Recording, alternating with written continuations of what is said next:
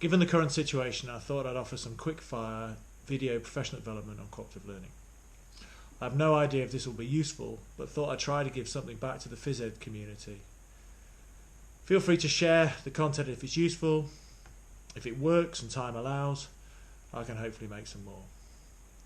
These will be one-take videos with no editing, so please forgive their rough and readiness. So video 1, forming cooperative learning teams.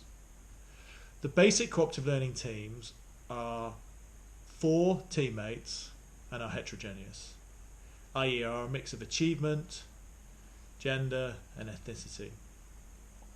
Whenever possible, this base team should be a microcosm of the classroom's diversity. But why do we aim for groups of 4 and why do we aim for heterogeneity? Well, groups of 4 allow for pair work.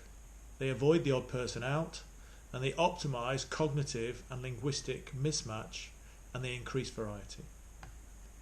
Heterogeneity maximises the potential for cross-ability tutoring, positive race relations, improved cross-sex relations and efficient classroom management. But what happens when you can't get groups of 4? Which happens about 75% of the time. Well, if you have 1 extra student, you need 1 team of 5. With 2 teams of 3, and with 3 extra students, 1 extra team of 3. But this is all fine until students are absent. But then what? If 1 teammate is absent, then nothing needs to happen. Because a group of 4 becomes a group of 3. However, if you have a group of 3, then follow the next piece of advice. If there are 2 teammates absent, then pull 1 student from a group of 4 or 5 to work with that team. If 3 teammates are absent, then move the remaining students to the smallest team. Okay, so with regards to heterogeneity, this is what we call the base format that we use, but we only want to use this for about 6 weeks. And then we want to change the groups.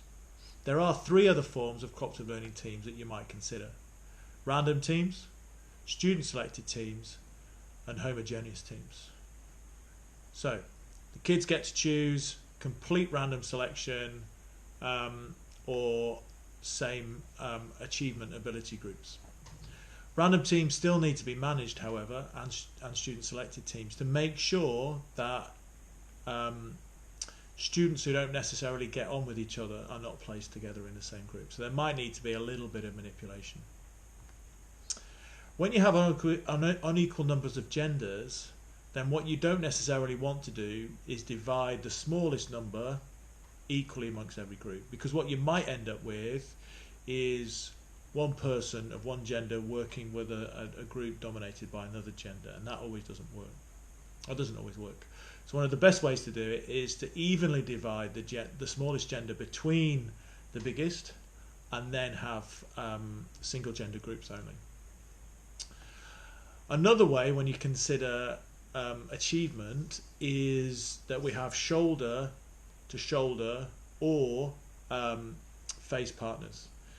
And when you're working around a table or in a small group, this might work, but in the randomness of P, it's a little more difficult. However, you may sit the higher achieving students face to face or shoulder to shoulder with their nearest achieving peer, and the lowest achieving student in that group on the diagonal. This reduces interactions between the highest and lowest achieving students, which can be beneficial because these are the types of relationship that students find more challenging. So that's it for now. I hope it was worth your time. If you want some more content, then please visit my blog, and I'll see you around. Cheerio. Bye.